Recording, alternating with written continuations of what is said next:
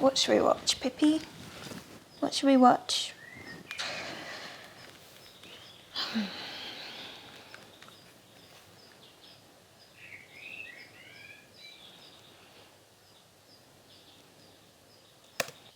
So today we're talking about boredom, and I know that... Hey, you. Can you pay attention, please? Yeah, how are you doing this? I don't know, but can we get on with the video? Yeah, sure. Thank you.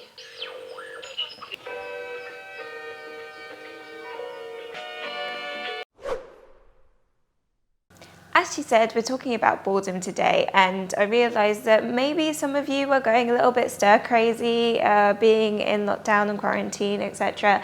So here are some wedding planning things that you can progress on whilst you are feeling bored. The best part of these is that they are completely independent of where you are in the planning process. Whether you're getting married in a month's time, a few months' time, a year's time, 2 years' time, you can progress on these things in equal measure. They need to be done, and when they're done, they are done. But before we jump in, if you like this content, then do give it a like. And yeah, let's jump into these 4 boredom fighting wedding planning things.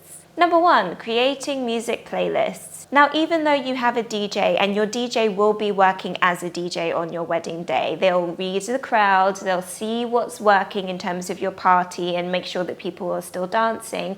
It's important to give your DJ some sort of guidance. They need to know the sort of music that you like, and sometimes more importantly, the music that you don't like. So I suggest creating some playlists that will help your DJ create his playlist for your wedding day. You need at least an inspiration playlist for your party, for your cocktail hour, possibly for dinner as well.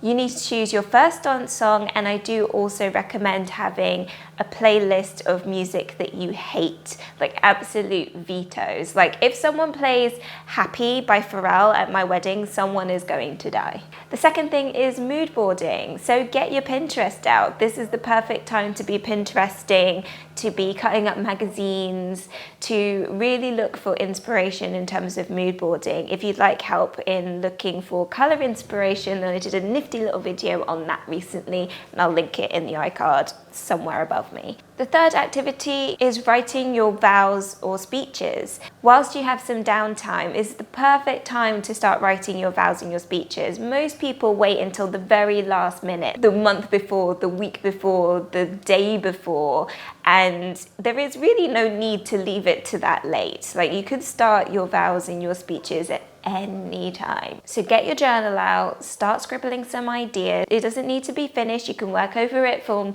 months and months. You can edit a speech that you've already made, but now is a good time to start thinking about it. The fourth thing is planning a surprise. Now, it's completely up to you whether you decide to plan a special surprise for your fiance on the actual wedding day. Some people write notes, some people give gifts, some people have a surprise supplier. I think Love Actually, all you need is Love Orchestra popping out of the stands at the church, that kind of surprise. Think about the things that your spouse will really, really like, and you can start implementing a plan of how you can actually integrate that into your wedding day. So that was it, short and sweet. 4 activities that you can do to progress with your wedding planning whilst you are bored. If you like this video, give it a like, subscribe for more videos every single week, and comment down below which of these 4 activities sounds more fun to you. I will also put in the comments what's most fun for me. Follow us on Instagram, because that is where you'll get the full schedule of our videos, what's going to be coming up every single week.